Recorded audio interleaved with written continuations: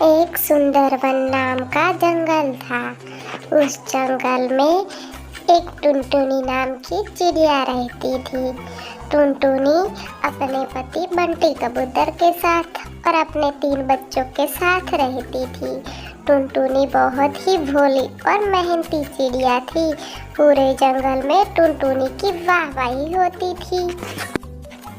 जंगल में बहुत सारे पक्षी अपने अपने घोंसले बनाकर रहते थे। सब पक्षी आसपास रहते थे और सबके घोंसले बहुत ही सुंदर थे।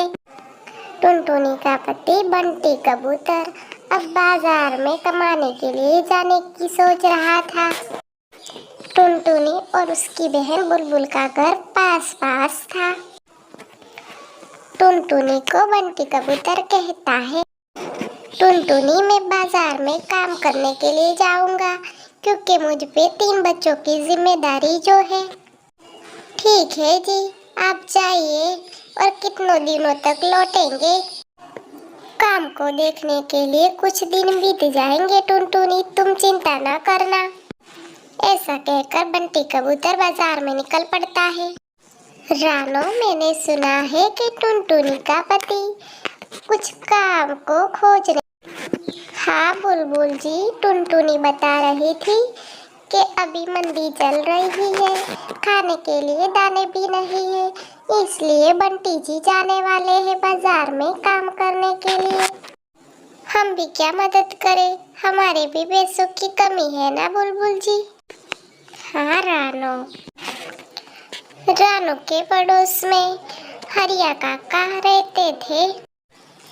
हरिया काका के परिवार में 3 सदस्य थे।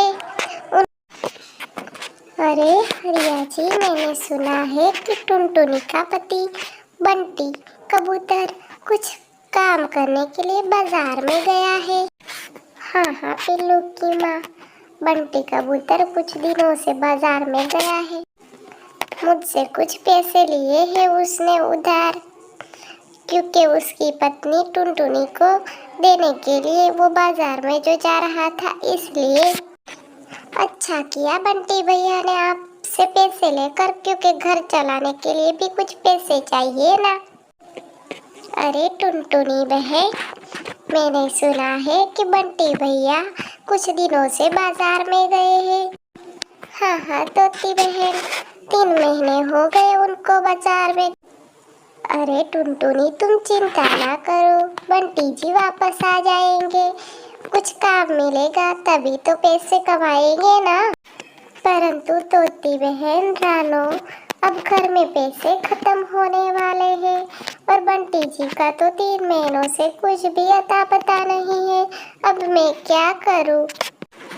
अरे टुनटुनी, तुम चिंता ना करो, बंटी जी जल्दी ही वापस आ जाएंगे। ऐसा कह के सब पक्षी अपने अपने घर पे चले जाते हैं। जंगल में कौवे और कौवा भी रहते थे, परंतु वो किसी के पक्षी के साथ नहीं ज्यादा उठते बैठते थे।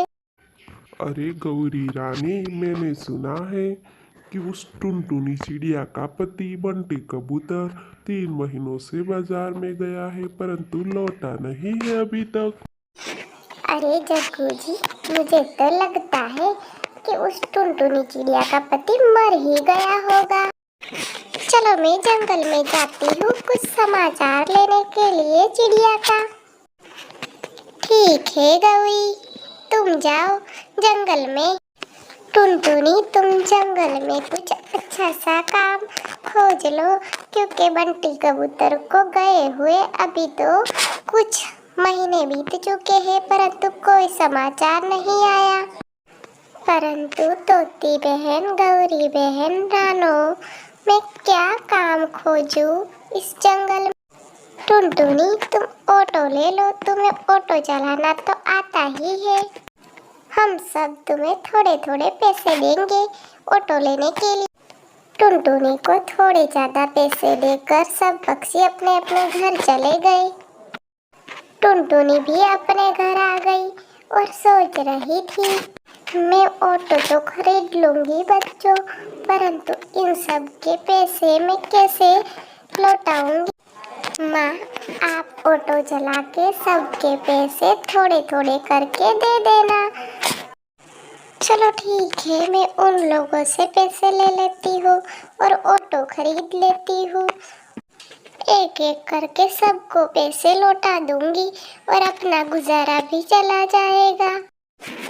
टुनटुनी ऐसा कह के ऑटो खरीदने की ठान लेती है और वो कहती है मैं ऑटो खरीदूंगी और अपने बच्चों को खाना खिलाऊंगी, ऑटो चला के मेहनत करूंगी और सारे पैसे एक एक करके सबको लौटा दूंगी और अपने बच्चों को भी कुछ खिलाऊंगी।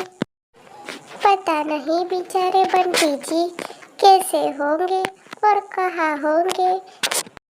भगवान उनकी रक्षा करना, जहाँ भी हो बंटी जी खुश मंगल हो। मैं कल बाजार जाकर एक अच्छा सा ऑटो खरीद के लाऊंगी। दूसरे दिन टुनटुनी बाजार से एक अच्छा सा ऑटो खरीद लाती है। टुनटुनी तुम्हारी ऑटो बहुत अच्छी है, अब तुम ऑटो चला के अपने बच्चों का भरण पोषण करना। हाँ रानू, मैं अपने बच्चों को भी खाना खिलाऊंगी और आप लोगों के लिए हुए पैसे भी जल्दी लौटा दूंगी। टुनटुनी बहन, आप पैसों की चिंता ना करें, पैसे तो आप कभी भी लौटा सकती हो, अभी अपना परिवार की सोचो। तुम चिंता ना करो टुनटुनी बहन, मुझे लगता है बंटी कबूतर बहुत जल्द वापस आ जाएगा। हाँ हाँ हरिया काका, मुझे भी ऐसा ही लगता है कि वो जल्दी ही वापस आ जाएंगे।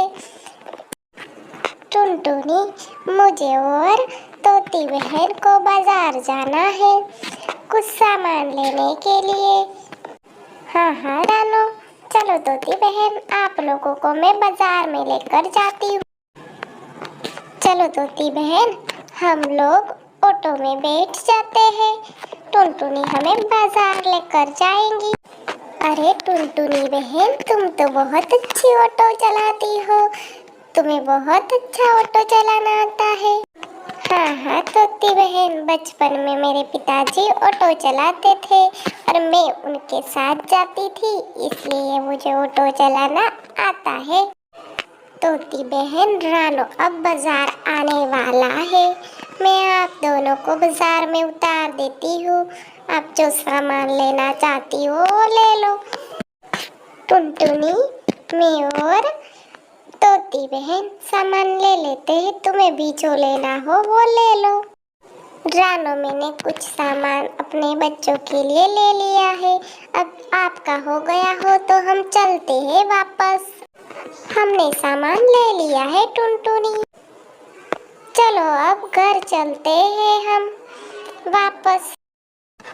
टुनटुनी बहन, आपकी ऑटो का जो भी किराया होगा हम आपको दे देते हैं, क्योंकि हम अब घर पहुंचने ही वाले हैं। आप हमें घर पे उतर के ही पैसे देना तोती बहन, और अब भी आपके पास पैसे न बचे हो तो आप हमें कल लौटा देना, अभी कोई जल्दी नहीं है हमें पैसों की। रानू और तोती बहन को टुनटुनी की ऑटो में बहुत ही मजा आ रहा था, क्योंकि टुनटुनी ऑटो बहुत ही अच्छी चला रही थी और बातें करते करते अब जंगल भी आ गया। टुनटुनी ने तोती बहन और रानू को अपने अपने घर के पास उतार दिया और उनका जो भी किराया होता था उनको कह दिया। उन दोनों ने उनका जो भी किराया होता था वो उसको देकर कहा कि आप चिंता ना करो, अभी हम आपको आपके जितना भी किराया होता है वो दे देते हैं। 200-200 रुपये हुए हैं आप दोनों के। तोती बहन भी अपने घर चली जाती है अपने सारे सामान के साथ। पिल्लू की माँ, क्यों इतना सारा सामान क्यों लेकर आई हो? मैंने सोचा कि गर्मियों में बाहर न जाना पड़े, इसलिए पूरे 4 महीने का किराया लेकर आई हूँ। चलो ठीक है, टुनटुनी बहन को तो दे दिए ना उनके पैसे। हाँ हाँ दे दिए उनको भी पैसे। मैंने सुना है कि इस बार गर्मी ज्यादा होने वाली है, इसलिए अभी से ही सारे पक्षी अपने लिए सारा सामान जमा कर रहे हैं। हाँ हाँ पिल्लू की माँ, बेचारी टुनटुनी बहन कितनी मेहनत कर रही है। कब आएंगे बंटी भैया? बेचारी अकेली 3 बच्चों का पेट कैसे पालेगी? अब रानो का घर भी नजीक था, इसलिए टुनटुनी उसको भी उसके घर छोड़ने गई। रानो को सामान के साथ वो घर छोड़कर अपने घर के लिए भी चली जाएगी। रानो, तो इतना सारा सामान क्यों लेकर आई हो? ये तो लगता है 1 साल का होगा। मैंने सुना है इस बार जंगल में गर्मियाँ ज्यादा होने वाली है, इसलिए अभी से ही सारे पक्षी अपने लिए खाना जमा कर रहे हैं।